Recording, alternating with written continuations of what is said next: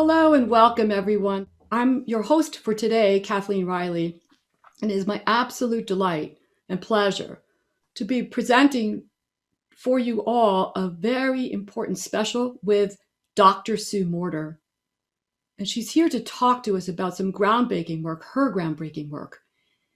And we're going to have a long dialogue full of enlightenment, hope, and very important messages, especially as we're coming out of the pandemic. But before I bring her on to share with me, I would like to read a little bit about her, for those of you who may not know about her. International speaker, master of bioenergetic theory, and quantum field visionary, Dr. Sue Morter utilizes the embodiment of high-frequency energy patterns to activate full human potential. Through her seminars, retreats, and presentations, she illuminates the relationship of quantum science and energy medicine, elevating human consciousness into life mastery. Dr. Sue is the USA Today's best-selling, #1 best-selling LA Times, and the #1 Amazon best-selling author of The Energy Codes, the 7-step system to awaken your spirit, heal your body, and live your best life. Through the Energy Codes, Dr. Sue provides techniques to activate untapped energy and neurocircuitry in the body, empower hidden potential, and become one's true essential self. She is the founder and creator of the globally taught coursework, The Energy Codes, a multi-level body of work on personal and spiritual development. Dr. Sue also created the Body Awake RYT 200 certified yoga program and is co-creator of the bioenergetic synchronization technique. She has served on professional licensing boards, providing guidance to healthcare practitioners on integrative approaches to healthcare leadership. Dr. Sue is also adjunct faculty at 2 medical schools at Michigan State University. As one of the top 100 universities in the world, Dr. Sue is the host of Gaia TV's Healing Matrix and co-host of Your Year of Miracles lifestyle training. Dr. Sue is an ERYT 200 and ERYT 500 certified in yoga instruction and was recently recognized for her outstanding achievements as an honored member of the Transformational Leadership Council. In addition to founding Morter Health Center in 1987, she is the founder and visionary of the Morter Institute for Bioenergetics, an organization committed to teaching individual self-healing techniques with an inner wisdom-based approach to life that is based on quantum science and higher consciousness. With 3 distinct schools representing the unification of mind, body, and spirit, the School of Energy Medicine, School of Body Awake Yoga, and School for Higher Consciousness and Personal Development, Dr. Sue provides tools and avenues to empower the global community to discover and embody a joyful, inspired life, living from the true, soulful self. It is my absolute pleasure to welcome Dr. Sue. Oh, my goodness. What a delight. What a joy to be here with you. And we'll try to think of something to say after all of that amazing introduction. You've read everything there is about me. I did, because I just don't know. And within some of my circle of performing artists, and I mentioned Dr. Sue Morter, they're like, who's that? So I realized, the world of integrative holistic medicine that has been a part of my life since my teens is not what everyone knows about. It's so important that we come to realize that we're all standing on common ground, and ultimately when we've had some experience in certain areas, it's very helpful to know the context so that we can appreciate what's being shared, for sure. Absolutely. And you're groundbreaking, you're a trailblazer with this. And of course, I know we will talk about your father, who was a guiding light in this many years ago. So this is really, it's in your genes, it's in your blood, it's in your spirit and soul as well. And for our audience, I want you to listen today really deeply to what Dr. Sue is bringing in. And I read that whole bio so you would understand the background, the expertise with which she is coming here to share. But as we often do in many of our shows, and always in my shows and my specials, I would like to invite everyone first into a few moments of heart-centered meditation. And I'm going to invite you into this heart space and ask you to stay present with it as you listen to what we bring forth today. So if everyone would sit comfortably in their chair, sit straight, align your body. I invite you to turn off your cell phones, or if you can be kind of clear of distractions for our next time together, I invite you to do so. I'm going to invite you to take a few slower and deeper breaths, inhaling through the nose and exhaling through the mouth.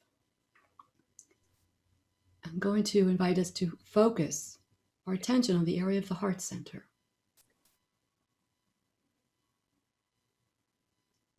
I'll invite you to close your eyes if you're feeling comfortable. And allow yourself to feel the breath as it comes in through the inhale.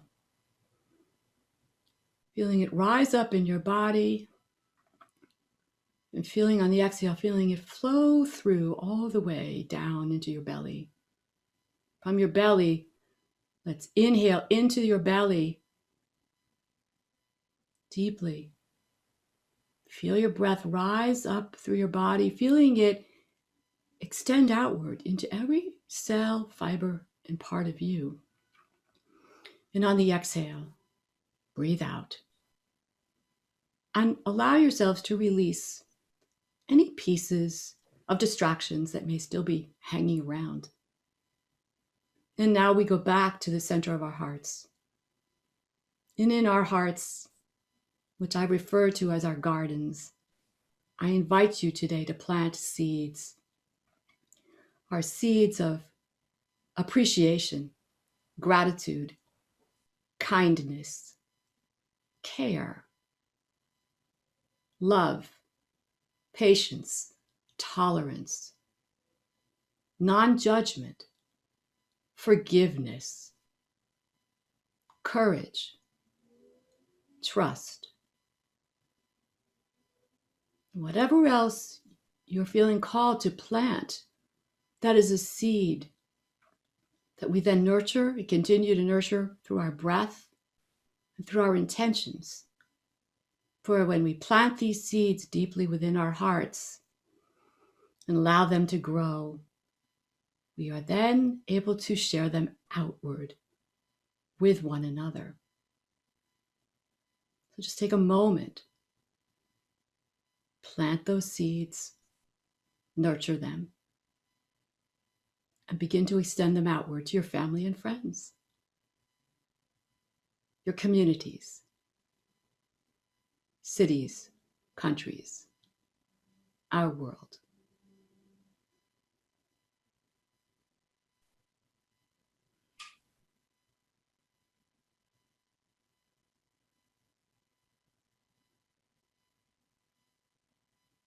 Now I invite you to stay in that quiet heart space, nurturing the seeds, remembering the ones you've planted, and empowering them to grow.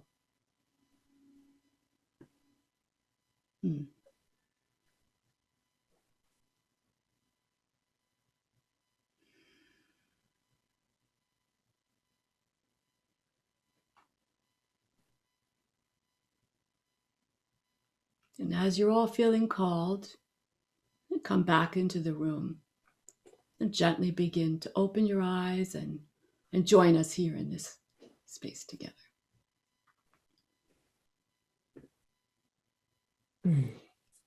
Beautiful. Thank you. I just love taking those moments of pause and those moments of stillness. And I know you've got some beautiful, beautiful exercises and ways to do this in even deeper ways to embody for people. But for me, just even that pause, bringing one piece into my heart of gratitude. And there's always something at every moment of the day I can be grateful for, even if it's as simple as my dear puppy, Maestro, or it's the beauty of the sky. And as I do that, I know it just brings an energy frequency into me that begins to radiate and affect anything else that might be a little bit out of coherence at that moment. Yes. Yeah. Yes, it is an availability always that we be in this space. It's always here. And it is actually who we really are. And the mind has the ability to pull and focus consciousness away from this deep, true state, or it has the ability, once trained, to keep us aligned in it, constantly drawing from it, constantly being that and expressing as that. And this is what humanity is waking up to at this time, and is finding the need for and the calling to engage. It is this true space that people are looking for. I find that in our culture today, people are so concerned and disoriented and dispersed in their understanding of what is real and what is true and what can we count on and what's happening. And those are beautiful questions.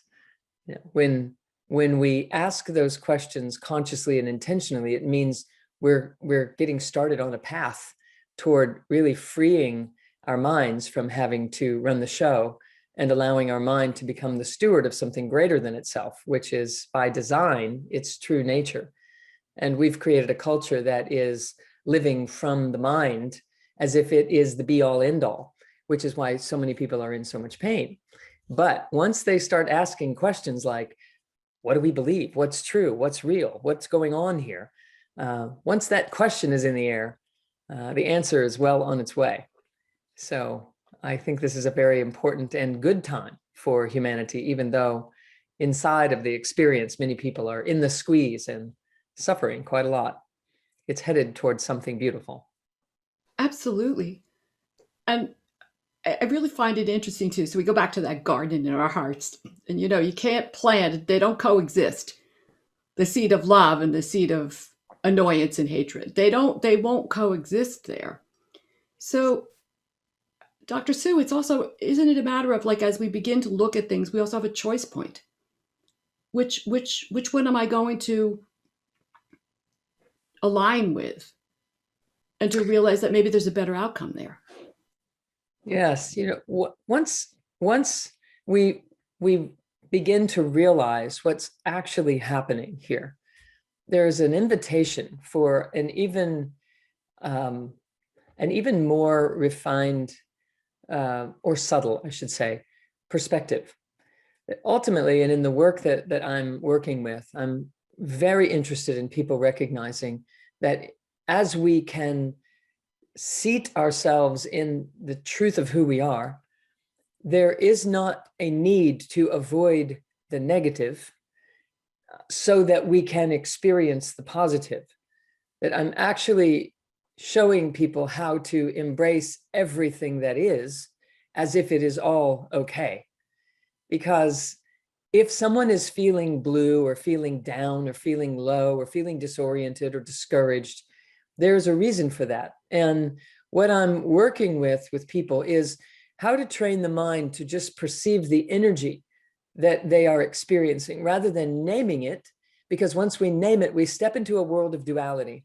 And the moment we're in the world of duality, the game or the challenge or the object of our life purpose is to transcend the world of duality.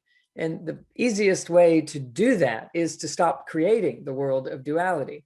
And one of the ways that we create the world of duality is we seek to raise our vibration. We seek to live in the positive. We seek to find the good. And in reality, everything is good and everything serves. So if someone is feeling low or feeling heavy, which we would call depressed, if we call it depression, now the mind has to go to work to fix the cause of my depression, as if the depression itself is a bad thing. But in reality, the universe is expanding and contracting and expanding and contracting and expanding and contracting. And I typically don't even use the word contraction, because the moment I use the word contraction, people have an aversion to the story associated with the word contraction. So I like to work with it with people in the bio system to expand and then anchor what it is that we expanded into, and then expand and then anchor into those realizations and those ahas and revelations that we have had, to truly embody them, and then expand and then anchor into that next level of expansiveness that is available to us all the time. And so in that, when we are anchoring, the energies are very compressive. They are dense, they are heavy, but they are necessary. However, if we know that they're coming and that they're a part of life, and we know how to use them to our greatest advantage, they don't become negative. They just become anchoring.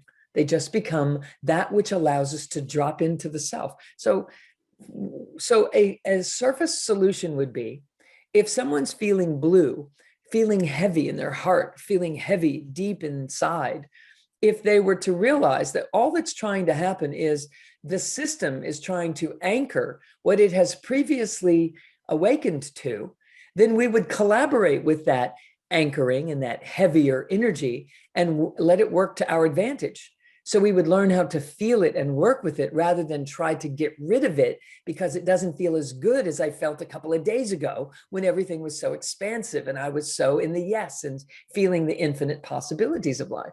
And so ultimately what we have to learn is to realize it's a choice point, but I'd love people to realize that my choice is, I'm not going to live in duality. I'm not going to choose negative or positive. I'm not going to choose positive over negative. I'm going to choose to embrace them all, so that I am literally a walking force of unity consciousness on the planet. And a byproduct of that is I will happen to not suffer so much, because we suffer when we're trying to outrun the parts of us that we do not yet understand, that we have not yet embraced, that we have not shed the light of who we are on yet. And so we subconsciously deem them as bad or wrong or missing, and we have to hide them and outrun them and outperform them and become something that's more presentable or more successful or more something. But all the while, it's all because we've been chopping off a part of us and kicking it under the bus, basically, and not allowing it to have a life. So the heaviness, when it's upon us, is perfect. And if we could learn, and we can, how to embrace that heaviness, then that heaviness actually works to anchor the lightness of being that we were experiencing just prior. There's an expansion in the universe, and then there's a contraction in the manifest breath that's happening out there in the one mind and the one breath that is occurring. It is the expansion of the universe. It's the material world is constantly expanding through a series of expansions and contractions, each one larger than the one before. So like this, and then this, and then this, and then this. And then what gets to happen inside the human experience of that is, wow, I could actually embrace no matter what it is that I'm feeling, and know that it's valid and an important part of my own evolution. And instead of deciding that there's a part of me that I have to keep denying, that I have to keep pushing away because there's this other part of me that I'd rather be, that's kind of gets us in trouble when we operate that way for too long a period of time. For sure. And really, there's really no bad emotion. There's no bad Correct. piece. Yeah. And as you were saying that, I was feeling like, yeah. So I lean into that and I listen to that attitude or emotion that's there. I'm like, okay, what are you telling me here? What's your message for me? As opposed to, no. It's, if I listen inward to it, maybe, and I'm just putting it, what came to me as you were sharing is that's part of then the anchoring. Is it part of the anchoring to acknowledge and just go, oh, okay, this is here now? And we don't have to understand it. And that's the problem with being attached to the mind and identified as the mind. We think that the only way that something can be okay is if we understand it. And in reality, there is so much more available to us than being limited to the box of understanding. We could expand ourselves and live in the world of presence. We could just be present with it, even if we don't know the purpose that it's serving in this moment. If I'm willing to just be present with what it is that I'm feeling, then the feeling will now no longer be needed, because that feeling is trying to do something in a system that knows what it's doing, and my mind does not yet know, because my mind has been busy labeling things and deciding some of these things are good and some of them are bad, and I have to stay away from the bad ones and only get with the good ones. And that's the dilemma that humanity is stuck in. So for centuries, humanity has been trying to liberate the mind for enlightenment and be free. But that's the point of freedom, is to utilize the mind differently altogether, to utilize the mind, put it in a different role, and allow it to serve something bigger than itself, which it deeply desires to do, which is why we're all attracted to be in service and to help others. And we love to make a contribution and all those types of things. It's because we are attached to the mind, and the mind is built to serve, but we don't know that until we do. And so it's constantly writing stories and trying to, and creating problems and trying to solve those problems and finish the story with a happy ending. And all the while, it's just creating a bunch of work for itself that it never really needed to do in the first place. If we would just unattach and sit back here. I'll just quickly describe that one of the ways that I kind of set a context for this for people is to share that when we land here, we kind of splat. We don't know what's going on or what's happening. We kind of disperse. We like pouring the water out of the pitcher and it's just splatting. Our mind goes one way, our body goes another way, our breath goes another way, and the spirit being is just hanging out, trying to figure out if it's ever going to really be safe to come on in and land here. And the process of our life is pulling back together these pieces of who we are, these portions of us that have splatted and dispersed. And so as we do, we start to feel more wise. We start to feel more collected, more connected. And unfortunately, the system by default doesn't get us there until our 80s or 90s, typically, if we're just running by default. And so we, of course, seek to learn and awaken and become conscious beings. And we start personal development processes, and we're working to do this pulling back together. And if we only knew that that's what we were attempting when we started seeking, it would happen much more quickly. Because here's what happened. In the splat, our mind goes one way, our body goes another, and the breath and everything else is just dispersed. We land kind of face down on the mind. And we think that that's who we are, because we've been living this way all of our lives, and we can kind of see and we can kind of operate. So we figure that's good enough. That's what everybody else is complaining about. This must just be the way it is. And our beliefs affect us because the mind is chock full of them, which it collects for purposes of feeling safe. However, if we could take this off of us and realize I am not the mind, and I have created a mind and a body, and I'm here to put them back together again to serve why I came. When we start to recognize that I'm not the mind, we stop being so affected by the beliefs that it carries and the ways that the habits that it operates and the protective patternings that it has generated in order to feel safe. But the reason it doesn't feel safe is because it isn't anchored to the body and generating this soulful presence as it's intended to do. So conversely, people get busy trying to figure out, what are my limiting beliefs? And let me get rid of those limiting beliefs. Let me change those beliefs to a better story. And at the end of the day, I have a better story, but I'm still attached to the mind who needs a good story to feel comfortable and to feel safe. So what I'm suggesting that we learn to do, by design, we are built to do this. And by my own humble happenstance of stumbling into this reality, this realization, and having lived a life that is exactly what I'm describing about how painful it is for people prior to those times, I get what's happening. I get how hard it is to try to navigate life that way. And as we begin to figure out the true configuration here and what's really going on, everything begins to change. Everything begins to shift. What we will what we will spend energy trying to unpack changes. I just don't need to pick that up so that I can create a problem out of it, so that I can solve the problem, so that I can feel good about what I've done. Instead, I can just let it sit there and I can just be with it.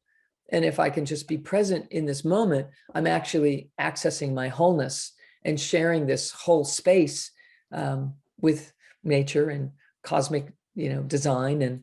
And I'm not separating myself from the divine. I am that. I'm staying put in what I'm intended to be. So I'm hoping that's tracking and helpful. Oh, yes. Yes. And it's, I think just that idea of just learning to sit and be in the space. Wow. I think for so many of us, I can speak for so many of the audience, that was just like a foreign way to be when COVID first came on. Yeah. Yeah. So a lot of mind chatter, a lot of stories, a lot of things going on there. Right. And so as a species, humanity had to come face to face with the fact that we don't know what to do when we don't get to do what we know how to do. We don't know what to do next. What do we do? How do we solve this problem? What do we do here? When in actuality, perhaps the whole thing happened so that all of humanity would pause, would sit and be more present. We were raised to think that if you weren't doing something, you weren't productive, your value was all associated and assigned to that. And it's so completely not true. It's so completely not true. However, there is great value in doing if the doing is coming from a place of wholeness. But it wasn't. And humanity was headed for big trouble. We can't continue to outrun the truth, our wholeness. We can't continue to think that we know what we're doing when we don't, because we end up creating things that are unsafe and not sustainable and not collaboratively winning for all. Someone has to lose in order for someone else to gain, the way that we were operating before. And it's just not, that's not in accordance with universal law. So it won't be sustainable on Earth, no matter how smart humanity thinks they are. If we're attached to the mind, we are attached to the mind. And we're making the mind make decisions that it's not built to make. We're asking the mind to do a job that it isn't designed to do. And that's why we're in so much pain. When the mind is connected to the body, there is another frequency associated with it.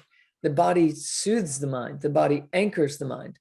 We get the mind connected to the body with the breath. And so when we direct our attention to the body and we start breathing differently, one of the things that happens is our mind starts to become more expansive, meaning there's more distance between the peak and valley of a waveform that it's operating on. A worrying mind does this.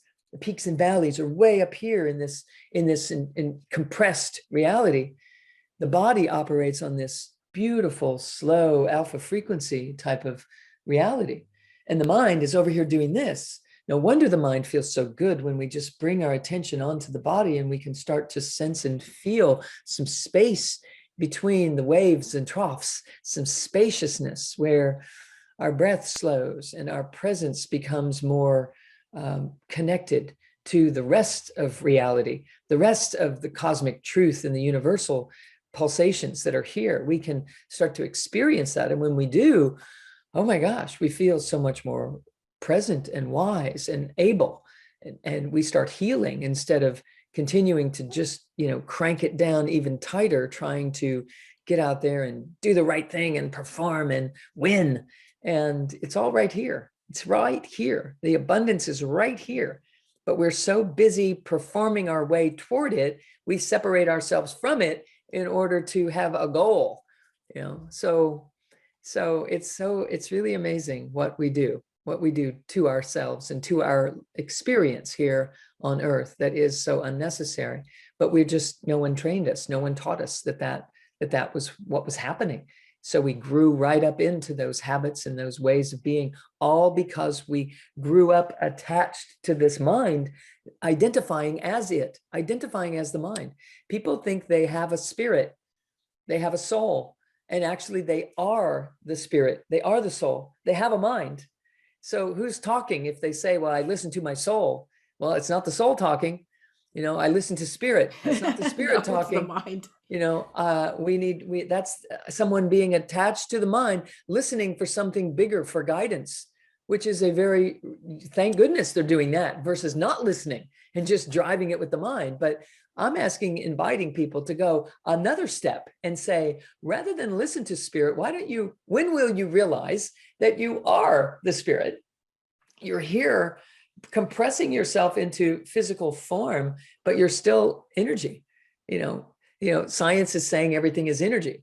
Spirituality has been saying, God is everywhere. So if we put those two sentences together, or put those two ideas together, we have to realize we are the invisible energy that is called spirit, and that is called the energy that the whole manifest world is made of.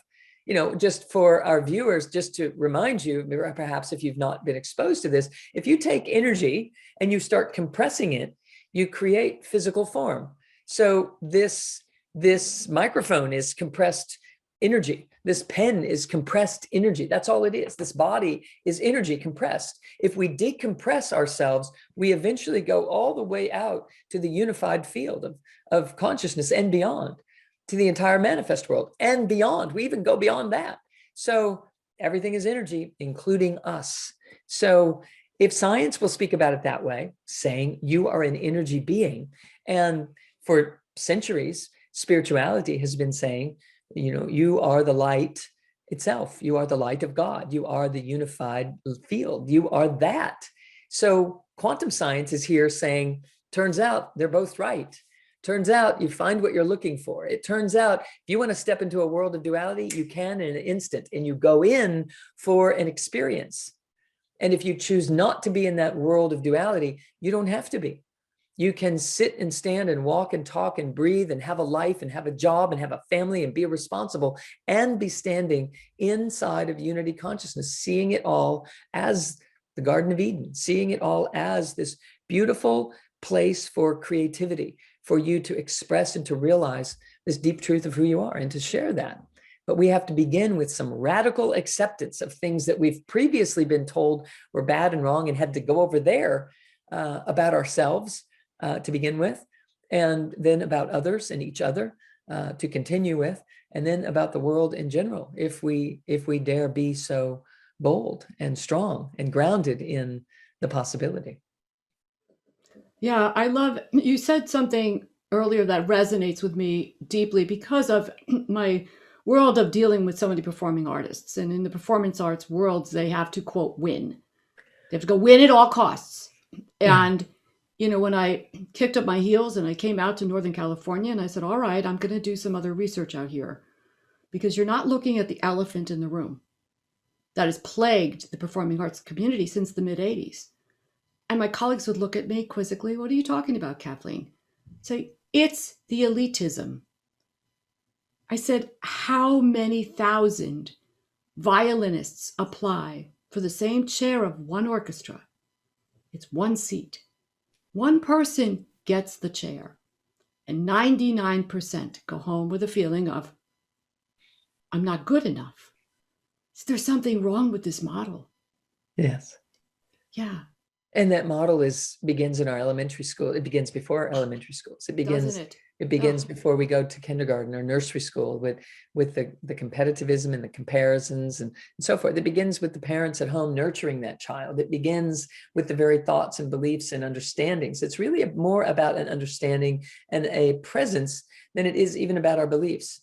Because if we can cultivate true presence, then we're embracing of our children. We're embracing of the way that they do things and the way that they learn, and we let them and encourage them to become the creative presence on the planet that they came in to be.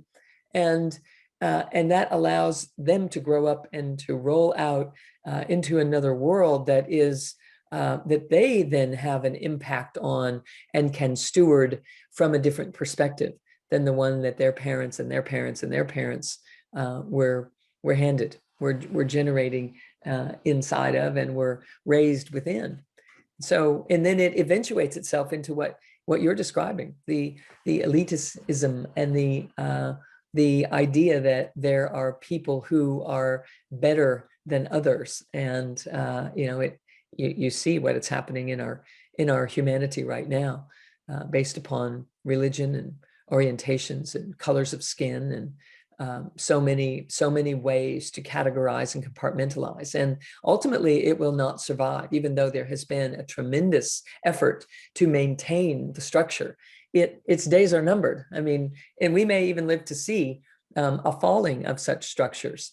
Because there is definitely a big uprising right now in humanity for equanimity and for considerations that have been long buried, and for prejudices to be unpacked and dissolved. It's rising bigger and stronger than it ever has in our lifetime. And it may just be able to rise to the surface. My intention would be that it rise in an organized and integrated fashion, so that we don't have to fight fire with fire. But that we breathe love into circumstances, even when there is reason and a valid case for someone wanting to rise with fist and fight back. I understand that, but the answer is not to do what was done to you. The answer is to bring forth and model for people how to be in this way that we're seeking now. This way that even people who haven't been impacted by such discrepancies and prejudices and judgments are starting to turn and listen and be available and ask questions. How can I help? How can I be involved here? Because I've been so not in that world. So when those types of things are starting to happen, then it truly means that the surface level of all of this is rising. That there is a rising of consciousness, and we've never been more poised in a better time, a better position than to rewrite these structures that you noticed when you moved and you had to fit in and you had to go and assert yourself into this one chair, right? Only one person gets this chair. It's an interesting world to develop, right? That's right. I mean, I kicked up my heels. I was never in that kind of box, even though I have 3 degrees in performance. I said, no, that's not why I'm doing it. I'm here to delve deeper into how to teach and communicate. How to listen to nuances in sound, how to express. And that's the same with our talking with one another. And when you said that, being in that presence, and even speaking about parents, when we're in that state of presence, we suspend judgment. We suspend our own ego. Oh, I'd like my son to grow up to be this, or I'd like my daughter to be that. And to really allow through our hearts and through love and pure love for that child to shine their presence in what they are here to bring as their spirit souls. Mm. There's something so beautiful about understanding the frequencies within the attitudes of love. It's not just a word. You and I know this. And of course, the Heart Math Institute has done all this research on the power of this heart. And when we actually do this together, we are emanating these frequencies into the field. They extend from all of us. And I always tell my students, I'm like, do you ever walk into one of those rooms where you don't know who it is or what it is, but there's somebody really angry in there, or maybe even in the elevator when you get in, you could feel it. It's palpable. Well, isn't it true, Dr. Sue? It's the same when we are putting out love. It's something that isn't banging on somebody's head going, okay, we love you. But there's something in that coherence that has an effect. Yeah. When we begin compressing this unified field and ultimately land at the level of physical matter, there is all of the energy from the unified field is compressed there. It's there. Some of it is potentiated and some of it is activated and some of it is just sitting dormant. But when you unpack it and we go all the way back to the unified field, when we compress it again and start that journey again, that very first compression creates a vibration. It creates a vibrational frequency that we call love. So when we are loving, we are being that love vibration. We are as close to the unified field as we can be and still be animated inside of this human vehicle inside of this human project, this system of energies that we call a human being human. So when we are loving, we are as close to infinite solution as possible. And it causes us, if we truly are submerging ourselves into the love and really letting that become a place that we could live, it causes us to no longer function in a linear fashion. It causes this quantum expression of itself. Love does this. So that is why no matter how much you love, there's still more love to be had. You can't give it away to the point that you're empty. The more that you give, the more that it's experienced, because you're exchanging at a radio station's reality. You're exchanging in a reality where there is an infinite and an abundant supply that is truly limitless.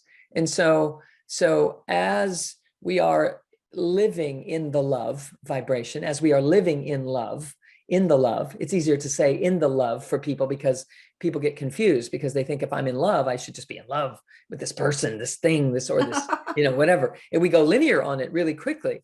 And it's truly, it's a reality to step into. And so when we are there, it solves everything. I call love the universal solvent. Nothing can stand in the face of love. Everything dissolves into love.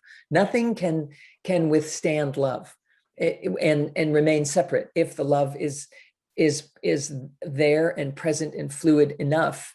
And it is abundant enough. The only question before us is, how much of that love are you willing to let into your experience?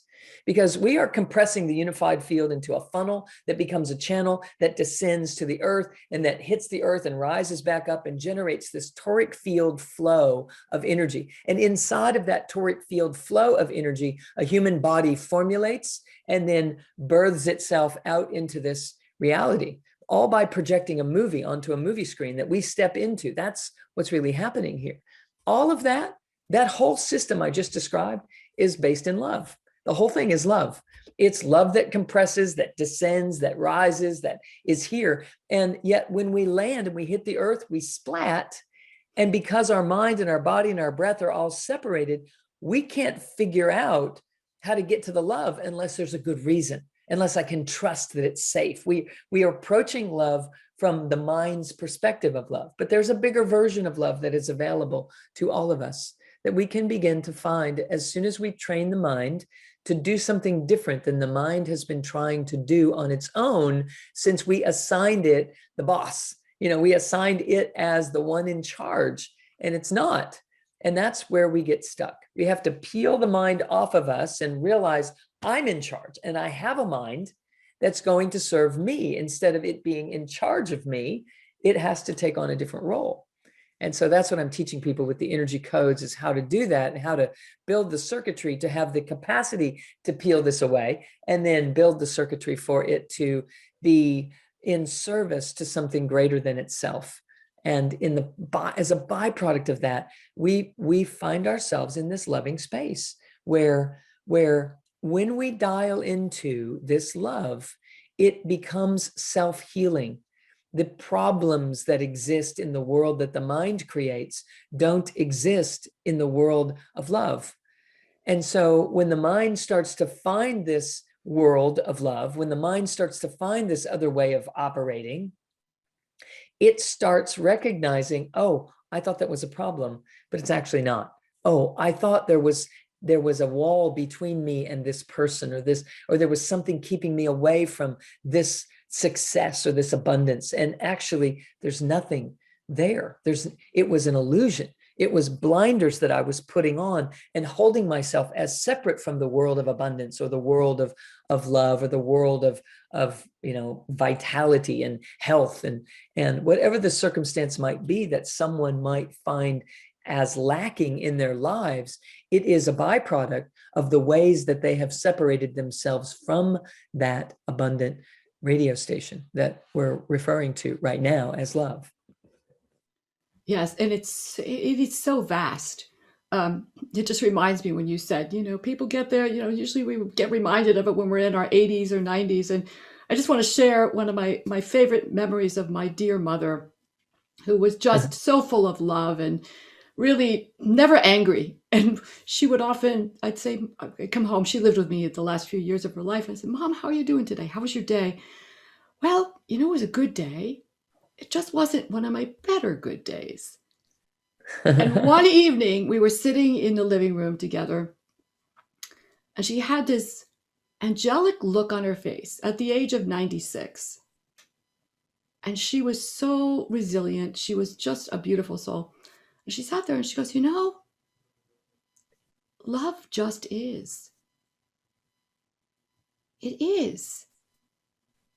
Love is. She said, it's everything. And you could see her peace. You could feel her. And I knew, yes. And at that moment, we were just sharing this connection. No other words were needed. And so, we really, but it's interesting, Dr. Sue, because she was in that still point too. She wasn't going talking, but she was in a moment of quiet and she just understood it. This is the presence that we're speaking of. She's recognizing presence and saying love just is. And when we allow that to infuse itself into our daily life experience and to just be present with whatever is in that moment, more love will surface in whatever the situation is. If we can just become present and not activate the mind to start putting a squeeze and compartmentalizing and judging and categorizing and controlling the situation, if we just say, hey, that's not what you're going to do right now, mind, just come here, just sit here for a second with me, and train the mind to stay present with what is actually happening, love will be there too, no matter what it is.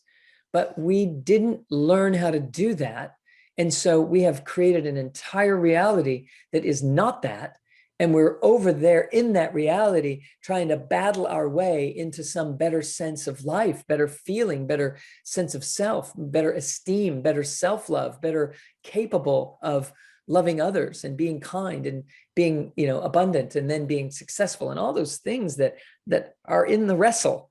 And it's just not necessary to have to do all that. However, great abundance is available to us. It's just that we don't have to work for it the way that we thought we did. So when she was saying, love is, it's everything, it's everywhere. It is what is. Love is what is. And love is. For someone to try to contemplate that for themselves it's very important to try that on. Tonight when people are falling asleep, just, what does that mean? What does it mean that love is? What does that mean? And then when they, they spoke about it in this interview, they said, love is what is. That's all that is. And if I could surrender my thoughts and my tension and my upset and my aggravation and my grudges and my history, if I could surrender all that, and we can, where would I be? What would exist at that moment? And what would exist when we surrender all of that is love. We are that. We are that too. And it's important not to separate ourselves from this love that is so vast and so amazing.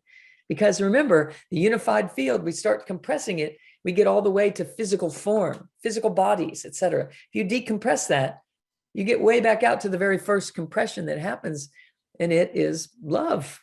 So the more loving I am, the closer to that version of life I am, and the more abundant I am, which means the more answers exist, the more solution is there. Yeah. The more we compress it, the more compartmentalized we become, and the more judgmental we become because we're trying to find a sense of safety inside of that compression.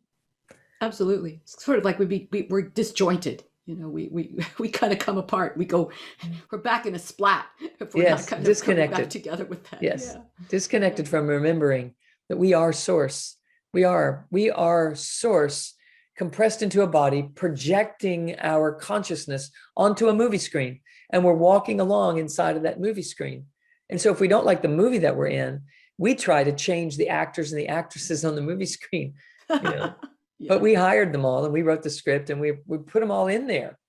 And so if we don't like the movie that we're in, we have to come back here and pay attention to the projector pay attention to what is generating this experience, because it's all here, and we've selected certain aspects of it and tied it into, a recipe, and that's what we're projecting on the screen. And so if we don't like what we're experiencing, people will say, well, it's about changing your beliefs, because that's what you pull down from the infinite and generate this experience. And that's possible. It is a linear approach to a quantum reality. So it takes people time, and they struggle with figuring out how to change up their beliefs in such a fashion that they can have a better life. It works, but it just takes a little longer than a quantum flip in our entire reality, which is what I'm, just trying to share with people, that there's a choice point before the choice point that we're learning about. And that choice point is, how about I just radically accept everything about me? Because if I could be more loving with me, I could be more loving with other people. And if I'm having trouble in a relationship or in any kind of aspect of my life, it's a reflection of what's going on in here. So let me bring my attention in here and see if I can get this energy flowing a little more fluidly and a little more comprehensively and a little more consistently, so that I might be in the alignment with the universe that I'm intended to be, and that I might then therefore be able to project that onto my movie screen and experience that in my relationships, etc. So this is what I'm encouraging people to do, is to realize everything is energy, including you. And you are energy that has compressed itself here and descended yourself onto this planet. And you are rising as this toric field. In fact, I have an image. I teach a lot of courses on online. And so one of these little posters that I'm utilizing is to show people that you are this energy that is descending to the earth, and you rise up in accordance with how you allow yourself to rise. Okay. And so you rise, and the energy shoots out the crown chakra, comes around the outside of the body, rises up through the body again, and it's constantly recycling and recycling. And what happens for most human beings is that when this energy lands and rises, it rises, and there are parts of ourselves that we embrace and parts that we don't, parts that we're familiar with and parts that we're not. And so this rising soulful self has to navigate its way around all of this, and that creates a wobble, which creates a distortion in the energy field. And so this individual is standing here inside this field, looking out through a distortion, and they see a world that doesn't care and that doesn't embrace them and doesn't accept them. And they generate those experiences, and that becomes their reality. Someone else might generate a different set of distortions, and they have a different experience in life, and all of which is they're bumping into each other. And so what we're wanting to do is to, move from here to here. But something I'd like to point out is that these are not obstacles. These are not blockages. These are not problems. There are areas where there is not enough circuitry because we've not been living into those areas. So there's no superhighway carved here to allow the energy, to rise robustly. It's just this little cow path, that's trying to navigate around the rocks and trees and that type of thing. But it's actually, in the human experience, it's just a lack of our own conscious acceptance of self. If there's a little part of myself that I deny, then I go around that part. Another little part of myself that I think is not lovable or acceptable, maybe because of some past experience that I had, or maybe some past lifetime experience that I came in here to, clarify. But nonetheless, this rising wobble creates a distortion in the field. And so what we're here to do is to embrace these things and learn how to work with that. So the body tells the mind where these things are and what they represent physically. There are physical gaps in our circuitry, in the physiology, that are simply there because we've never animated them. We've never embraced them. We've never allowed them to be real or to be true, because we're so busy protecting the image of ourselves that we would like to have the world believe that we are. And a byproduct of that is a lot of pain and struggle and strife. I know, I lived it, and have had the wonderful honor of, when I began to meditate, I lit up in an experience. And this is kind of a depiction that shows you the imagery here. I was this person in a wobble, in a distorted field, went to meditate because I was drawn to meditate, and shot up into this state of consciousness instantly, and knew that was the truth of who we are. It was this ray of light. I was above the earth, about the size of a marble. The earth was beneath me, and I was embedded into it up to what would have been my knees. It felt like it was up to about my knees, but I didn't have knees because I wasn't a body. I was this ray of light. Period. I could see 360 degrees around me. I knew that this is who I had always been, that I was always there. I had never not been there, and that this was a project that I was engaging in here on earth. And as such, I knew that this is who we all are, and that this is what we're doing, and that we are here to allow this to descend here without disruption, without distortion, without splatting, and to rise, so that we can be this divine presence here on earth and not have to wait to ascend into the heavens to have that experience. And I saw that the stories that we have written and the stories that are recorded in history have been misinterpreted by this one, but were written from this perspective. If we could see it from there, and we can learn to do that. We can unlearn how to be this again. So I could see 360 degrees. I knew this was the truth of who we are. And interestingly enough, of all things that we started talking about, I knew that this brilliant light was becoming love as it was passing through this light, this ray, as it was descending to the earth. That to whatever degree, as I took a breath, as I would inhale, this beautiful pink, iridescent, translucent horizon would rise up with every inhale, and it would gracefully fall back to its resting place, this beautiful horizon.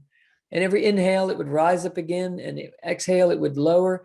And what I knew was happening through this mechanism, it was a spiritual, energetic mechanism of sorts that was allowing this light to become love, and that it was being fed to this dimension, to this planet. And I knew, it sounds so fantastical to say that, but I knew it. I knew it. It was more real than what we're doing right here. It was more real than when you walk out of your house and get in your car and drive across town and you give somebody a hug and all of that. It is, a lovely experience. And what I'm talking about is a bigger picture, more real than this one, than this reality that we are walking around in. And so I changed my life forever. I devoted my entire life, I became a living laboratory, devoted my entire everything, my physical practice, treating patients, the study that I was in, all of it became about how do we reproduce this? How do we allow people to access this? How do we find an avenue, a doorway, a gateway in? And it took me to embodiment. It took me to realizing that I had to get in my body to be able to have that experience again. It took me 10 years to figure that out.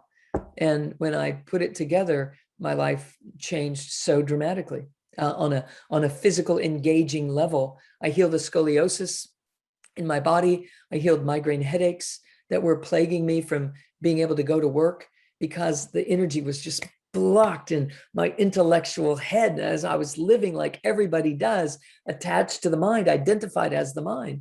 And it all began to heal so rapidly. I started sharing these things with my patients. They started healing faster, staying better longer, all kinds of just transformational things happening. And so I knew that I needed to start teaching that to people. So I started teaching workshops and sharing with people. And the whole idea was to truly get people to realize you are already spirit. We have spiritual quests. We're on a spiritual path trying to learn about our spirituality. And it's right behind our eyes. It's who we are. It's what we're made of. Our project is embodiment. The project was, as a spirit being, was to come here and be here as this. Right. Right. And yet we're here trying to find that.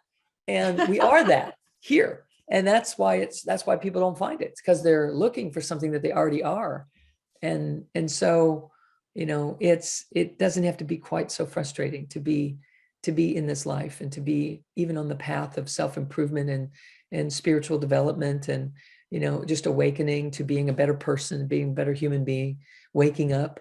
It doesn't have to be as hard as we think. It's really about less effort and more allowing and cultivating loving presence and being here in this body and finding self, finding the part of us that just is, adding on to what your mom had to say. I was just saying, finding that. It is, just is. Finding that part of us. Let that be there. Yeah. Yeah. Oh, thank you for sharing that beautiful, beautiful story with our audience. And I'm feeling called to maybe ask you if there's any exercise you'd like to lead our audience through today to give a sense of some of this place of being able to go, even with the breath, or just kind of like where do you feel we could um, Sure. A couple of things. Okay.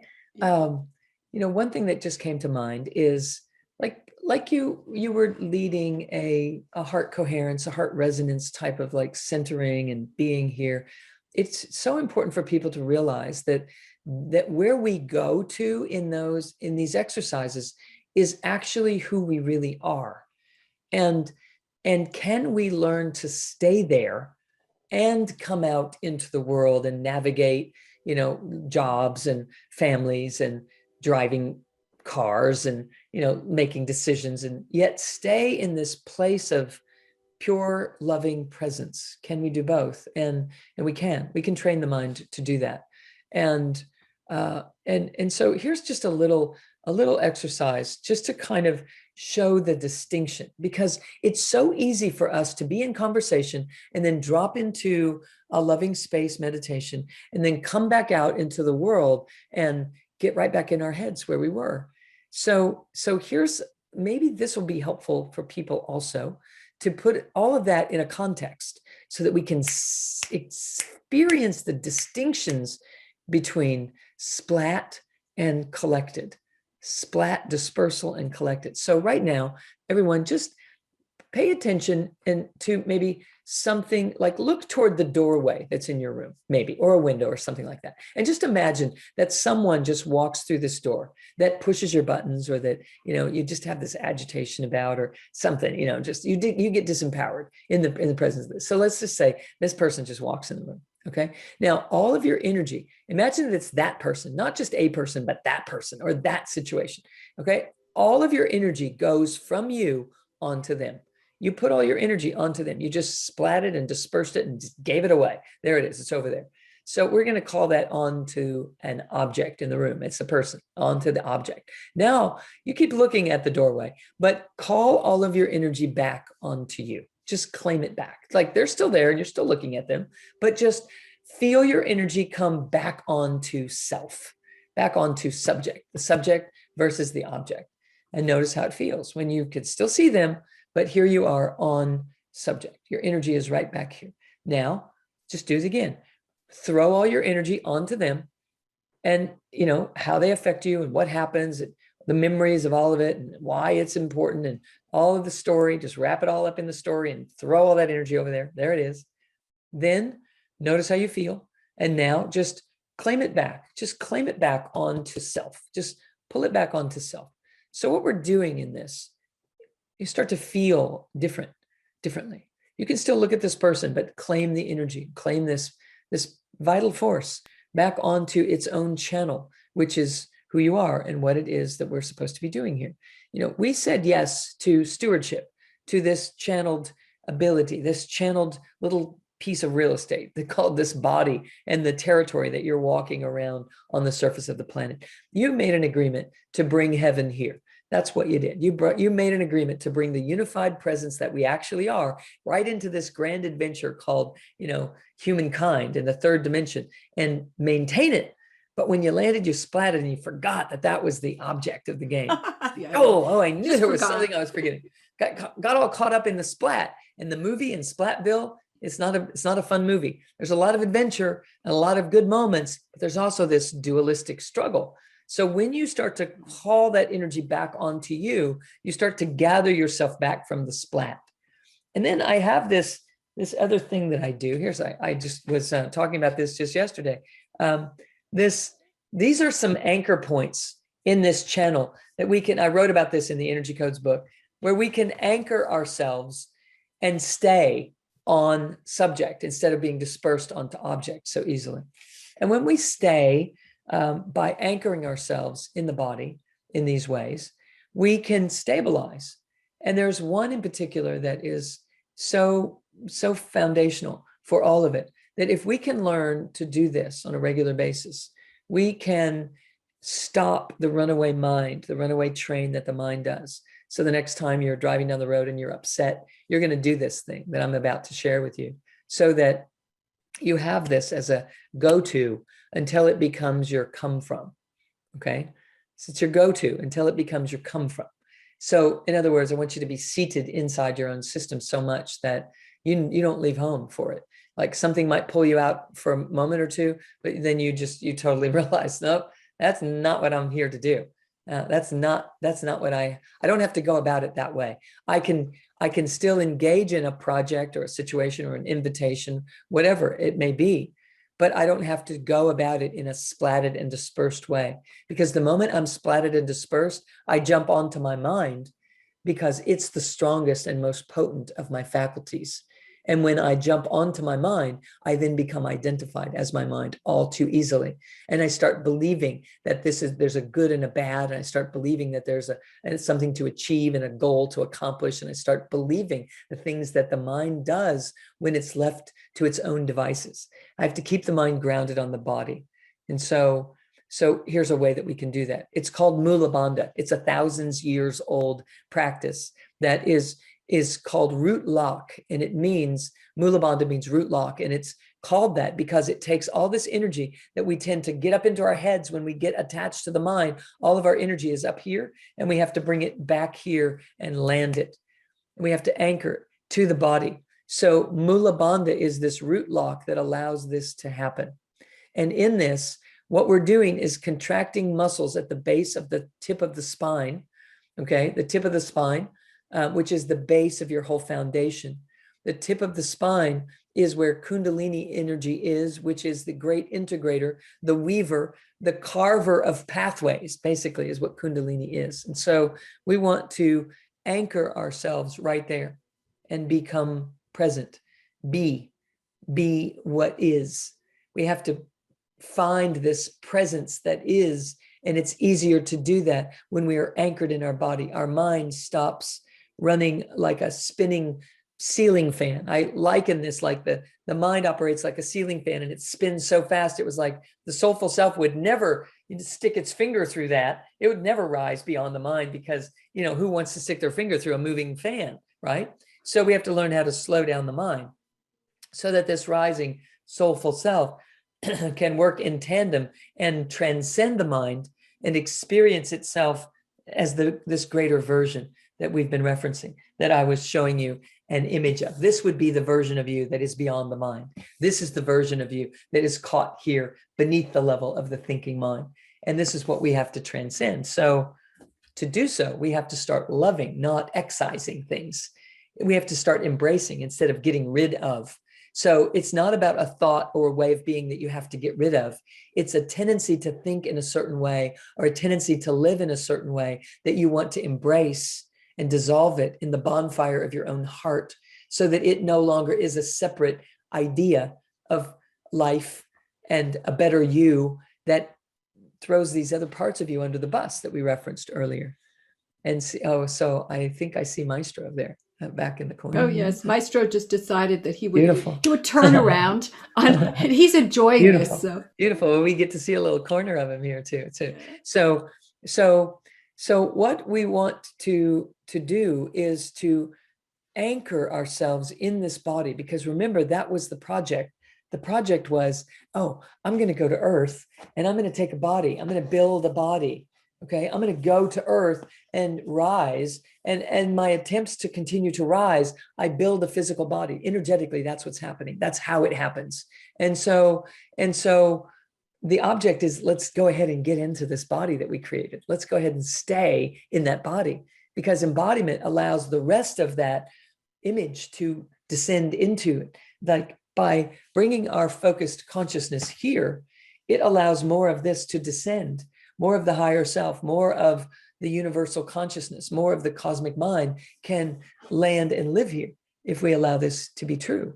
So bioenergetics and epigenetics and all of the sciences that are studying what's going on in this body, what is the quantum science showing us that whatever we think about comes about, and what we're looking for, we find. How does that all work inside of this bodily system? And I'm describing to you how all that is happening.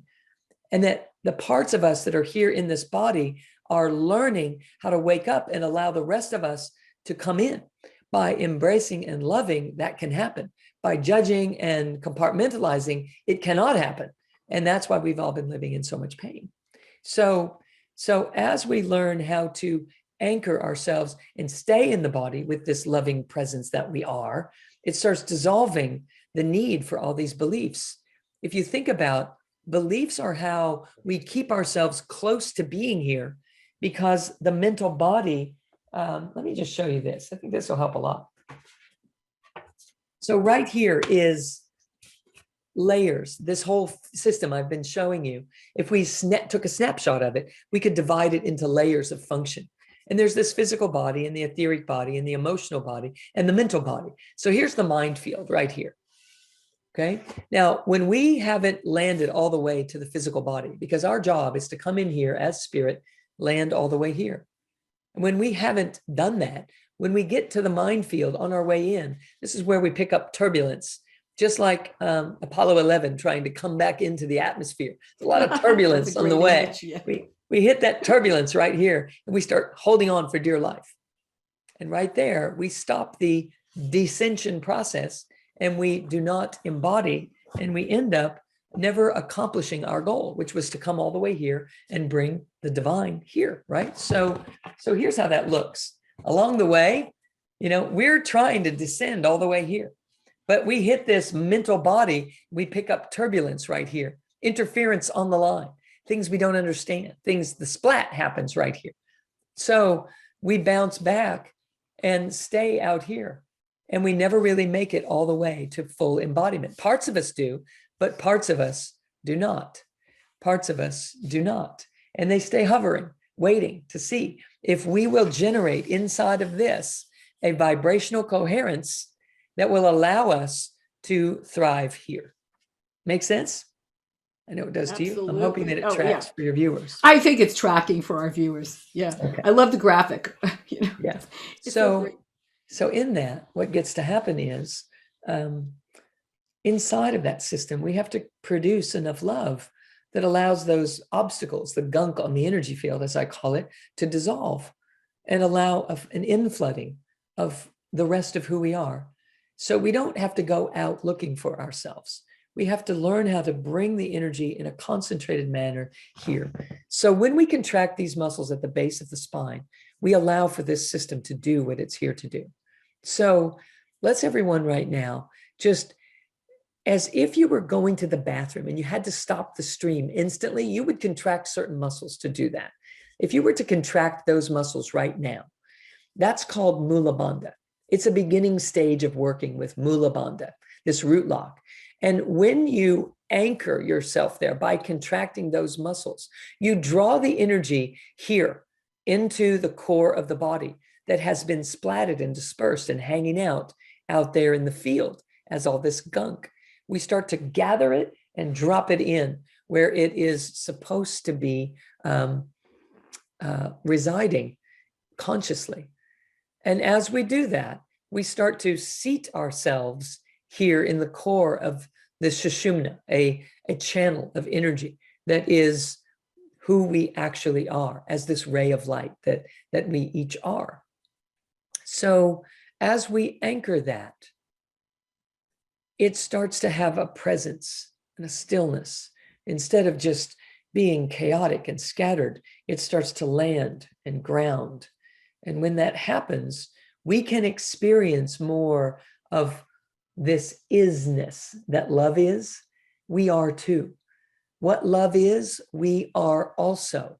But we can't experience it if we don't come home and give it a landing pad to cultivate and to nurture and to be nurtured.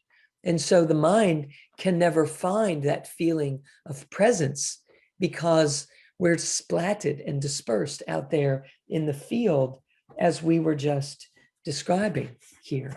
We're splatted and dispersed. We're living out here, trying to figure it out and solve the problems and figure out who's good and what's good and who am I and who are you and how do I measure up and all that stuff. That's just a waste of life. It's not what we're here to do. So we're here to allow it to be to be without interrupting it. We're here to allow the process to do what it's here trying to do. But we get so busy and we create so many obstacles that it can now not be what it actually is. And so we don't get to experience who we are as that. So by contracting these muscles, the next thing we can do is start to breathe up and down a central channel. And I teach this in the coursework that I'm teaching in such a manner that people learn how to cultivate this presence and to feel the same energy that we claim it back. But we can't walk around claiming back and claiming back and claiming back and get that we're making a contribution and that we're serving and that we're connecting. So I don't want us to do it with our mind. I'm encouraging us to do it with our pure consciousness and our pure presence, because when we do that, it is allowed to be what it was naturally intended to be in the first place. And so as we start contracting this Mula Bandha as an initial step, and we start breathing up and down the central channel, we begin to cultivate a living, breathing version of claiming back our power, like we did with the person who was walking in the room. So I would like to lead everyone through a central channel breath while we're focusing on some of these anchor points. And I think it will be quite helpful for people to be able to have an experience of what we're talking about in this way. Yes. So envision, because it's true, that there is an energy channel that runs through the center of your body. It is that same energy channel we've been speaking about. It's this channel, and it comes through multiple dimensions and lands here in the third dimension and rises. And if we'll start breathing up and down that channel, we will start to animate and activate the energies of that channel, which happen to be the unified field compressed into a funnel, into a channel, and down into this body and beyond. So we squeeze this Mula Bandha. So it's just like you squeeze if you were stopping the stream of going to the bathroom. If you were stopping that stream, you'd squeeze those certain muscles at the base of the pelvic bowl in the perineum. And so as you squeeze those muscles just gently, actually for a moment, squeeze them with everything you've got. Just give it a squeeze. If you give it a big old squeeze and then relax it by 1/2, okay? And then relax it again by 1/2. That's all you have to be doing. But you might want to go back to that half of all you've got when you're first learning how to feel this, because at first it's like, maybe you can't even find what I'm talking about. And that is testament to how far away from this deep central space we have become. So we've been living. So now here we are, anchoring it. Now squeeze your shoulder blades together, squeeze them together and drop them down. Now breathe in the belly. Take a breath in the belly. And then exhale, pull the belly back toward your spine. And inhale a big belly breath. And exhale back toward the spine. Shoulder blades together. Mula Bandha contracted. You're just breathing in the belly. When you just breathe right there, you're cultivating a sense of wisdom and presence. That is what we're speaking about. But I'd like to add on to that. Above your head, 2 feet above your head, there is an energy center that is the 8th chakra and the 9th chakra. Let's just breathe down that energy down into the center of the brain, the center of the throat, the center of the chest, into the belly. Now squeeze those shoulder blades together and drop them down. Now squeeze Mula Bandha. Squeeze that root lock. And exhale through the squeezed muscles. Exhale right through it into the earth beneath where you sit. Now take a breath up from beneath where you sit, up through Mula Bandha, right into your belly. You're never letting go of that Mula Bandha in this exercise. Now exhale from your belly, up through your heart, up through your throat, up through the center of the brain, and out the top of your head. Now take another inhale, the same thing, right down through the center of the brain, the center of the throat, the center of the chest, into the belly. Squeeze your shoulder blades. Squeeze the Mula Bandha muscles and exhale right into the earth beneath where you're sitting. Then take an inhale up from the earth beneath where you're sitting into the belly through those squeezed Mula Bandha muscles. Squeeze your shoulder blades together and drop them down, and exhale right up through the central channel and out through the top of your head. Now just relax everything and notice how you feel in the body. Some of you might feel more grounded. Some of you might feel more effervescent and a lot of energy in the body. It will show up as it shows up based upon where you have been living and how you're working with the energies that we're speaking about. The process of breathing up and down through the central channel is a process of activating the soulful self. Now, I teach all sorts of techniques that would allow you to recognize if there were some areas where this wasn't happening symmetrically, how to squeeze and find these areas, because these are what create your beliefs.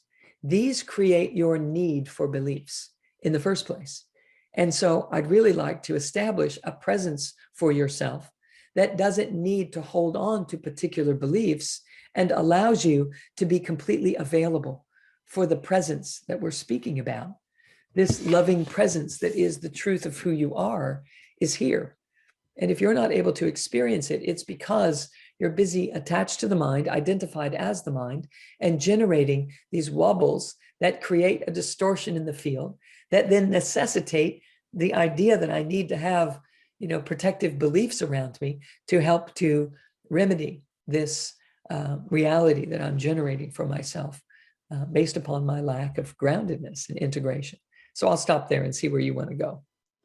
Oh, I just love it. I've been practicing that. I've devoured your energy codes book, and I'm going to be signing up for your course and just really enjoying this. But for me, as an experience, that brings me into a very calm presence and an expansion, like that awareness of the space above my head and breathing in through the crown chakra and then down into the earth. And I feel that as I exhale down into the earth, there's a sense for me of also releasing anything that is to be released. So energetically, maybe clearing, I don't know, maybe it's clearing some of those blocks, that we saw within in the mind. I find that very, very powerful. That sense of release is a byproduct of our actual groundingness. When we ground, we release, we heal, we integrate. We're not carrying the burden that the mental body was trying to generate.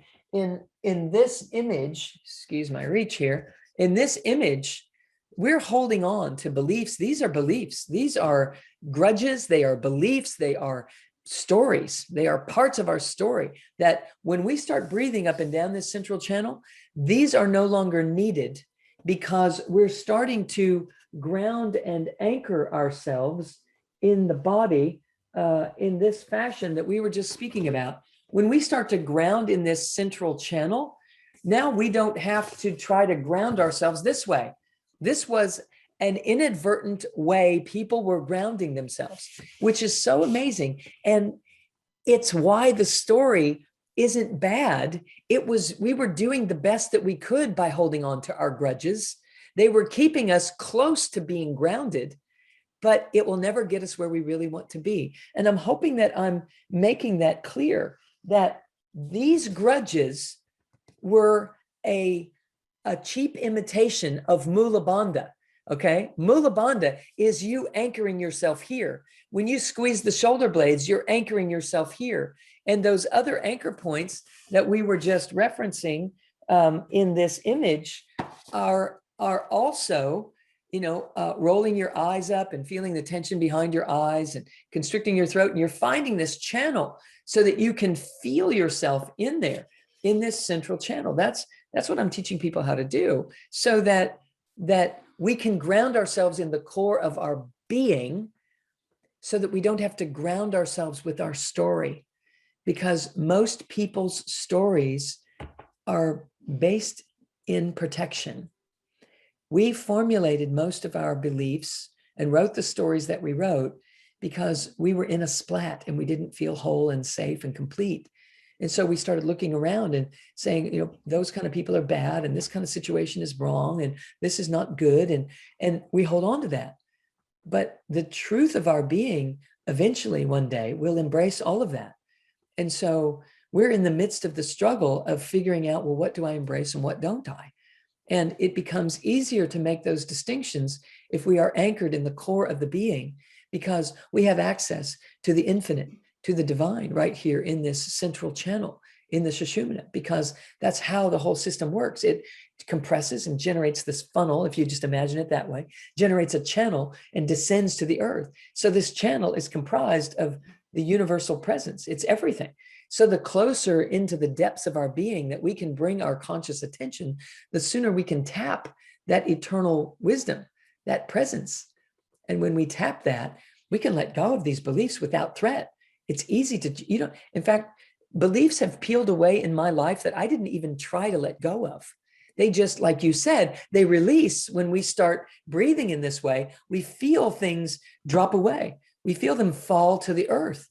And it feels as if those chunks of gunk are falling to the earth. And it's really the wholeness of our being is being allowed to come here and land. And that feels very relieving, because it is the wholeness that we've been seeking. It's the rest of us is finally getting to show up in this quantum fashion without us trying to pick them apart one by one. We're just like paying attention to, here's the truth of who you are. Be that and watch what happens. All this stuff you've been carrying around and holding on to for protection, you don't need to hold on to anymore, because turns out you're made of everything that is. And when I can have a subconscious and a conscious type of experience of everything that is, and I am that, all of a sudden, I'm not so interested in protecting myself from people and places and things, because I'm in the clarity and the strength and the vitality of the truth of who I am. So we all know what it feels like. If you don't feel well, you have to guard, you have to protect, you have to say, no, I can't go do that because I just can't handle that today. And that's it's the equivalent of what I'm talking about. When we're living out there in the protective personality, in the ego false self, we have to protect ourselves because we're not really running on all of our cylinders. When we drop here into that central channel, all of a sudden we have access to everything, to universal wisdom and intelligence. The universal mind becomes our mind, and we're channeling it and working with it in this way. And so we don't have to protect ourselves because we don't feel weakened and compromised.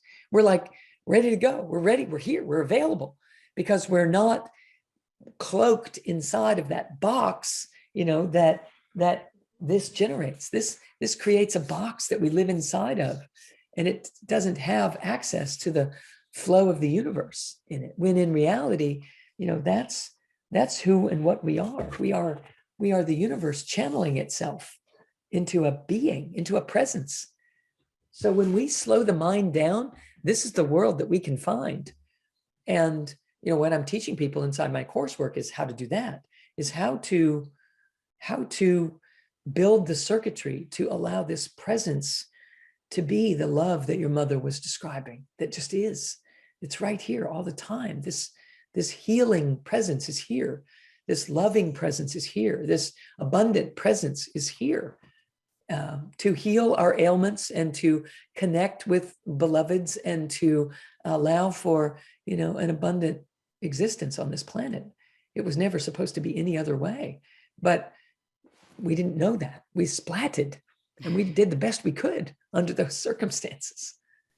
Yeah, and it's interesting because that central channel breathing in that experience, really, and I've done it with all four of the centers and really practiced. But for me, that's really clearing, if you will, the roadblocks in the mind, which are the four little boxes that form around us in our mind. And if I clear that, then I'm actually straightening out the wobble of me going up the middle. Yes. We think of these, these and these, these and these are the same. This right here that we're going around, these black bars here are the same as these. Mm-hmm. And here's the thing. In the world of duality, we think these are our blockages. We think these are blocks and that we have to heal the blocks. But these are gaps. They're gaps in circuitry. If the circuitry is there, I can find my way all the way in. if there's a gap, I don't know what to do with that. So I just don't go through unless I realize I'm a creator and I am coming into this body to create this life that I came here to do. I'm here to do that. Yeah. That's what I'm doing here. When we don't know that, then these become blockages, and these become blockages. This is a gap. If I can, and I can, learn how to fill in this gap and carve a super highway right through all of that, then I do, and I generate this as a byproduct. And that's what I'm teaching people how to do inside the Energy Codes coursework, is to turn what we thought were blockages. We now realize, oh my gosh, there's no blockage. There's no other. There's no obstacle. There's no bad thing in my life. There's no thing out there that is bigger than me. It's all me. And when I can learn to steward it and guide it and direct it, I can create in a way that is not compromised. And we learn how to do that. And as we do learn how to do that, we're training the mind to serve the soul, because the soul is here to rise. It's not here to divert and deflect and, work around everything that was created before us. It's here to turn it into something better, because we're here. We're here to enhance heaven on earth. In fact, I don't even think of them as heaven and earth. No. I call it heaven earth, that we're here to animate heaven earth. We're here to live into the parts of us that we never allowed ourselves to live into before. And as we do, we find a new voice. We find a new way of living. We find new music.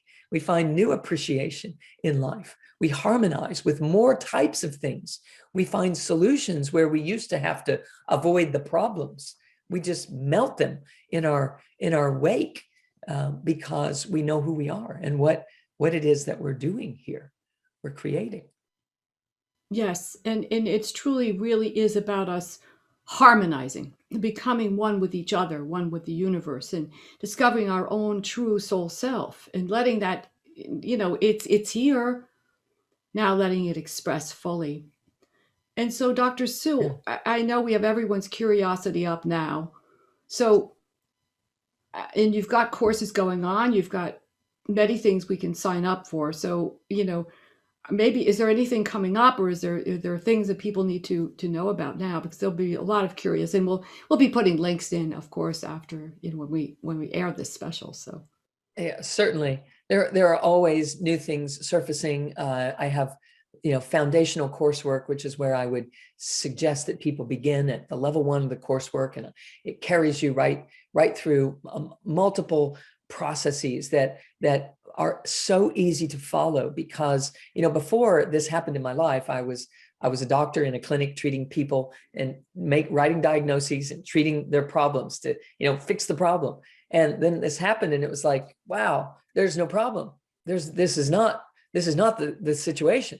The true situation is teaching people how to recognize that they are the healer, that they are even more than a healer. They are the abundant creator of their entire life experience. And by sheer recognition of that and embodiment of that, healing starts happening as a byproduct automatically. So I think in terms of how do I get people to understand that, and how can I teach them how to do that? And that's what I've been doing for the last 15 years is teaching people specifically step by step how to embody this big picture conversation that we're having here today. And so taking it sequentially in the coursework, you can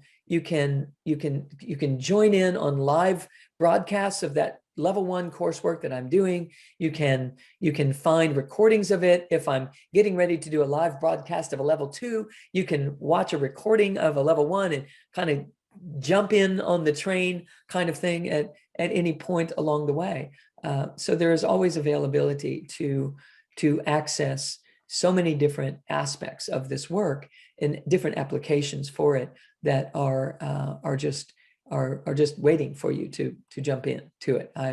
I'm very much interested in outcomes and getting results for people, because the theory alone is fascinating, but what we really need to know is, okay, how do I have that happen in my life?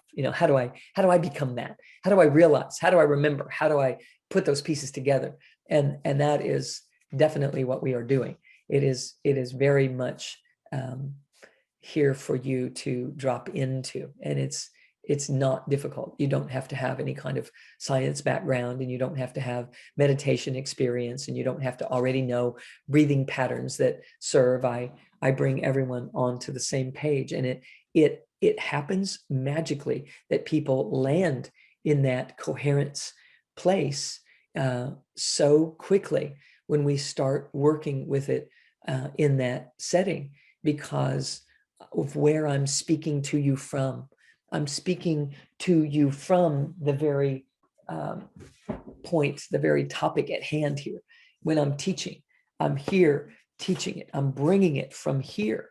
So it's not a theory that I learned about, and now I'm trying to share. It's an experience that I walk, and I pull you into that energetic. And so there is a transmission that is happening between the lines all the time that is carrying people into this state. So I say it happens kind of magically, but we understand what's going on. It's a quantum field that's just enveloping everyone as we go. I also do lots of other things. You can find lots of me on YouTube, and I do monthly healing transmissions that are free, and we have tens of thousands of people. I don't even know how many thousands and thousands and thousands of people that are gathering once a month just for this coherent experience around the world, for 85 different countries that are participating in it. We have quite the global presence. We have facilitators and trainers that I've been training for years. I knew this day was coming. And so for 15 years, I've been teaching other people how to teach a lot of the foundational coursework that I'm teaching. And so there are practitioners holding space, and it's just a beautiful thing that has built itself over the past 20 years plus, for reasons that I always knew. Ever since this happened, I've known something was coming, and we were going to need a team of people that were anchored and clear and capable of holding stability inside of this. And so when somebody joins into this community, they're being surrounded by lots and lots of people who've been studying this work for decades and holding that space. So the field changes when you're in the field of others and you're dialing into those frequencies. This distorted field starts perfecting itself just because we're in this conversation, just because we're here. And you add on to that techniques and technology and ways to make sure that it can happen, quickly, and that we're participating, and that we're connecting and contributing to our own evolution, our own genetic transformation. Our own DNA is impacted by this. Science is showing us that we can create a vacuum, and with just a few randomly placed photons there, and think a thought into that, and the photons move just because of the thought that we're thinking. And we can have the same effect on our own DNA. We can place DNA, human DNA, into that vacuum, and the photons rearrange because of our own DNA. We can turn on and turn off different telomeres inside of our own DNA structure. Our beautiful friend, Bruce Lipton, who's brought forth that research, is dovetails with what I'm doing. We've been long-term friends, and he's a friend of my family. And it goes back to knowing my father and working with energy medicine years and years and years ago, long before the words energy and medicine would ever be put in the same sentence together. Right. Is that amazing? Wow. Yeah. So this is all here, and we can have this influence, and we do so by anchoring ourselves in the core of the body, breathing up and down this central channel, learning how to read the cues that the body is telling the mind, to show the mind how to build the circuitry to allow the soul to rise more robustly. It's in there healing itself and showing itself and teaching itself. And it's been going on our whole lives, and we never knew that that's what was going on. Technology is advancing now to the point that it can measure these things, and it can show us that that is exactly what's happening. We gather ourselves back from the splat, and all of a sudden this being, this presence of energy, builds itself a superhighway for expression out into the world. And people are healing left and right from things that they were told they couldn't heal. They were going to have to learn to live with. People that have been living with things for 15 and 20 and 30 and 40 and 50 and 55 years. Someone just came to mind that just told me just recently, for 55 years, I've lived with this thing and it's gone. All because we're setting the system into alignment to do what it's built to do. But we've been trying to drive this vehicle from the roof. We haven't been down in the driver's seat. So no, we've not. Kind of hard to drive the car from the roof, right? Yeah, it doesn't quite work. It doesn't work so well. Yeah, and what I also love is that you have such a big community. Like you said, people come into the course, or people come in into just even one of your free offerings. But this is a family. Yes, it's it is worldwide. So when we feel that collective energy, yes. that collective quantum field of what Dr. Sue is creating, this is huge. And we know through all the research and through technologies are able to show us that when we are in a group of people that align in this way, parts of us begin to align too. So it changes our frequencies. There are things that happen within us. Yes. Absolutely. We know of the simple demonstration. If you have two guitars that are strung, that are tuned to each other, and you put them on opposite ends of the room, and you pluck the G string on one guitar, the G string on the other guitar vibrates. It's coherence. It's like it's in the air. And you can apply that to the quantum field, and it literally happens around the globe instantaneously.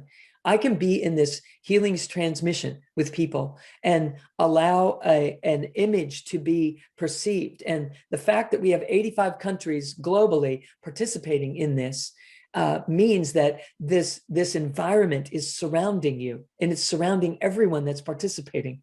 And it allows for this coherence to occur. And I start channeling in from the highest frequency points that I can access, which are getting higher all the time because of the more and more people that are gathering. The foundation becomes more stable, and I can elevate to higher and higher states and bring it in and intend it into the sphere of engagement, the circle of people that's happening.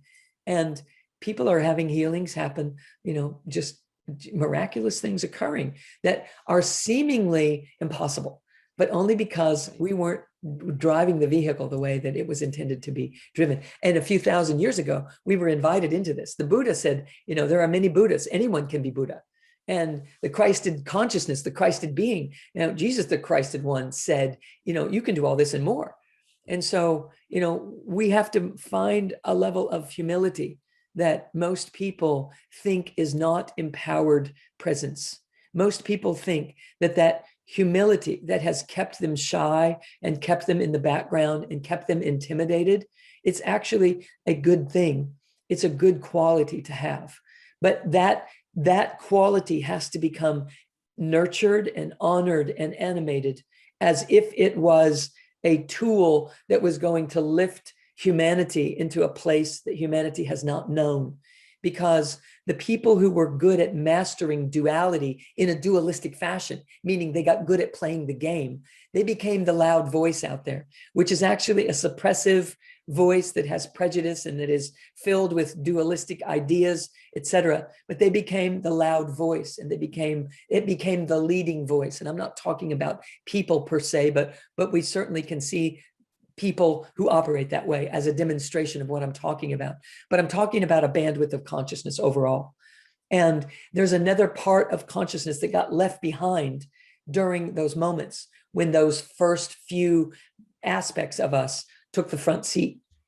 And it's the part that's shy, and the part that is intimidated easily, and the part that isn't feeling like it could ever be a leader, and the part that shies away from the spotlight sometimes, or maybe all the time. Those parts of our humanity have to birth themselves and strengthen and find their legs and their voice and their breath. And by doing so, humanity rounds itself out again. It will be the wisdom from those that have been in the quiet corners in the background, that they watched and they observed, and they know what makes people tick, and they know how people can be, and they're not that way. But when those people decide to have a voice and decide to build the circuitry to rise and to have a presence in the world, then this inequity starts to find harmony, like we were speaking about before. and another way of thinking and being surfaces. Right now, it looks like the radical millennial who's anti-establishment and doesn't want to do this and wants to do it my own way. And it has to appear to be radical that way until it doesn't. And I know that the more circuits we build, the more we can find a both and, because the past has served and it will continue to serve, but the future is bringing into this now present moment another way of thinking and loving and being and problem solving. And what I contend is that eventually we will realize that there is no problem. And when we realize there is no problem, the problem has been solved. And by building the circuits, we can start to stand in a place where we get what I'm saying today. We get it conceptually, but we have to embody it. We have to learn to all the little nuances that we too have been embedded in, speaking in dualistic terms and thinking in dualistic ways. And as we start to find our own, and we can help each other find theirs in a loving way, then these parts of us that haven't had a voice will have a voice. And the voice that will be heard will be soothing and embracing and compassionate and forgiving, because the ways that have been happening have been hurtful and painful. And some people have been hurt deeply. And they are the ones that have to model it differently, not by fighting back with more of the same, but by embracing a bigger yes and showing and modeling a way of living and walking in this world that is both and oriented, not either or. And there'll be a tendency to want to, say, bad on you. You've been mean for too long. You have to go to jail over that. And, I don't know how it's going to pan out. But what I do know is that ultimately we each have to find a place of compassion, self-compassion, self-love, and allow that to train the mind to know how to appreciate the embracing of that which we do not understand. But can we be present with it? Can we hold space for it, even if we don't understand it? Can we live and let live? Can we love and let love be more important than love was before? Is when we do that and we learn how to build the circuitry to express in that way, we become so strong and so powerful and so capable of changing how humanity is operating on this planet. And things that have led to, our ecological systems being just, abused for so long, and our economical situations being so abusive for so long, and find a way that there can be a sharing that just hasn't been possible. We will evolve to this. We have to evolve to this because the universe abhors a vacuum, and we have created vacuums everywhere. We have to create a vortex of potentiality and love where vacuums existed before, and allow a washing of our system in ways that it just has not been able to find. But we are in a situation where we're kind of given no choice. And that seems to be what humanity needs, to be nudged into, okay, then let's find another way. Let's find another solution. And the solution is going to be from the inside out, not from the outside in, because the inside is made of the universe, and the outside is just a movie that is reflecting back to us what we have believed to be possible. And as it turns out, there is much more possible for ourselves than we thought was. And so it's not our thinker that's going to lead the way. Our thinker has to become the observer and the steward of learning how to bring this tremendous, immense, magnificent, soulful being up and out to meet one another. Yeah. Yes. And the inside is where our heart really, we express love. So when we connect to our higher soul self and we really understand that we are love and love is everything, we are also allowing ourselves to tune our own strings of our hearts, and to in that way harmonize with all who are here with, as Dr. Seuss said, there's no judgment. just presence. But when we listen deeply and hear the tuning and the harmony, that's pure bliss. It's pure joy. Yeah. It's just. Yes. We are training the mind to listen. We're training the mind to find the true self. We're literally training the mind now to find us, training the mind to find who we really are. And it wasn't able to do that when we're attached in this way. So we have to train the mind. And the gateway, the way to begin, is to train the mind to be loving about everything that it does. If you have to communicate something, communicate it lovingly. You might be surprised at the number of ways that we think that we're just saying what we need or explaining this or leading or instructing, but it doesn't come across lovingly. And so the other people contract in the face of that. And we want people to open. We want to help each other open to one another.